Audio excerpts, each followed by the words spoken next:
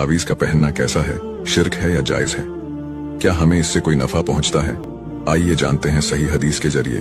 एक हदीस में रसूलुल्लाह सल्लल्लाहु अलैहि वसल्लम फरमाते हैं, जिसने कोई चीज लटकाई उसने शिर्क किया, और जिसने कोई चीज लटकाई अल्लाह उसको उसी के हवाले कर देता है। अल्लाह का कोई साया नहीं उसके ऊपर। एक और हदीस में आता है, रसूलुल्लाह सल्लल्लाहु अलैहि वसल्लम ने फरमाया, झाड़ फूंक, गंडा, ताबीज, ये सब शिर्क है। आजकल लड़कियां भी पैरों में ताबीज को पहनती हैं। सोचने वाली बात है, अगर उसमें कोई कुरानी आयत पड़ी हुई है भी तो अपने पैरों में पहनना क्यों मुनासिब समझा, बल्कि पूरे कुरान में और ना नबी सल्लल्लाहु अलैहि वसल्लम की पूरी शरीयत में ताबीज के हक में कोई हुक्म आया है, बल्कि आपने हर चीज से बचने के लिए दुआ सिखाई, लेकिन उसको लिखकर लौटकाने का कोई हुक्म नहीं दिया।